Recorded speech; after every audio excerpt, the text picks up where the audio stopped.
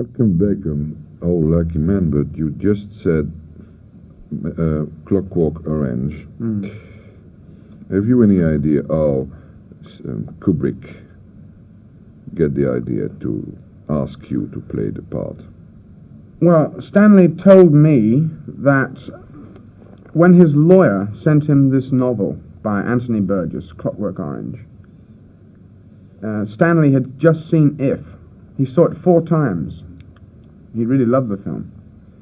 And when he started to read the novel, from the 3rd page, he just saw my face all the time. I don't know why. Tell me why. I don't know why. You'll have to ask him. Well, that's more difficult than it sounds, actually, because he never ever does a television or very rarely does any press interviews. I think probably he's correct, because he's not an articulate man in that way. He's a brilliant director, but he's not like Mr. Anderson, who is a marvelous raconteur. He has the command of the English language. Stanley is very quiet, really, and thoughtful. So he doesn't do many. Never does television ever, I don't think. And for him, he's right. He's right. Yes, he lives in his villa, and a little bit apart. Oh, he's a totally self-contained unit. He has all these buildings all over his garden. I mean, they're tents, One of them has a ping-pong table in it.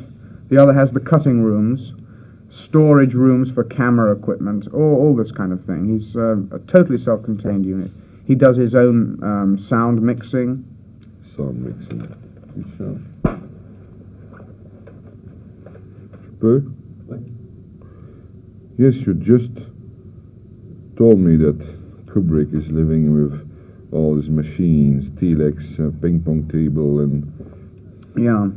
Well, he's the most organized man I've ever met, because he has so many filing systems, he cannot remember where anything is. They're all marvelous systems on their own, but he has maybe 4 or 5 or 6, and he can't remember where anything is, I remember asking him for some photographs of a location. I wanted to look at them and see. Couldn't find them. Took him 2 weeks to find them.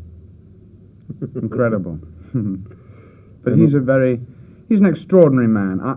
I think the extraordinary thing about these great directors is that they are able to create an atmosphere where you can create, and this is very important.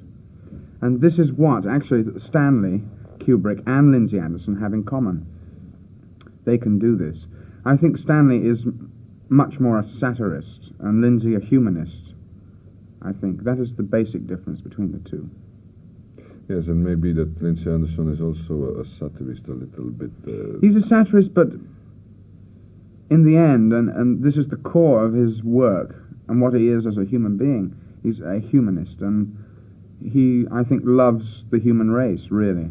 About Kubrick, one last question. How is he on the stage? Oh, he's never worked on the stage. Yes, of course, but I repeat my question. How is he during the shooting, fantastic. directing? You see, there's this myth going around that Stanley is in complete control, which is not true, because Stanley never knows where to put the camera, he barely knows what scene we're shooting, and he comes in with no preparation, but that's because he's an artist, you see.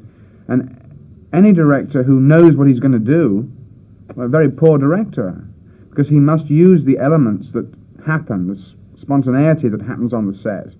And he's able to do that. And, I mean, some of the scenes the actors wrote themselves in Clockwork Orange.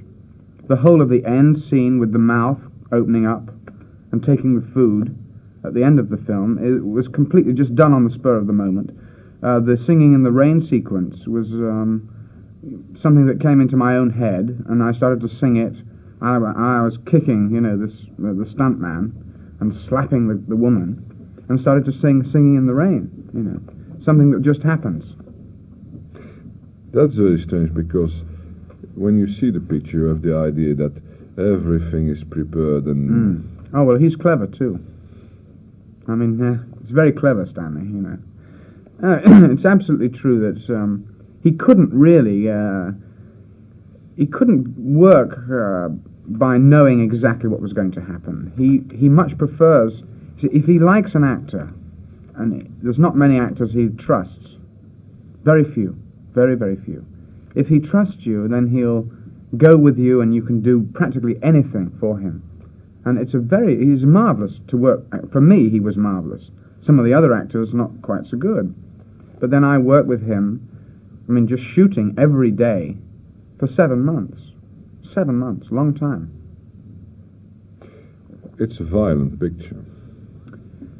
It's violence of the mind. It's not violent. You see more violence on the news program. You see more violence in a John Wayne film. Because John Wayne always shoots and you always feel, oh, good old John Wayne, he's the goodie and he shot the baddie.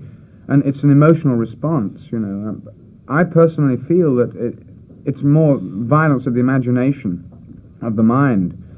I think the film is very important because the statement it makes is about the freedom of human beings to choose.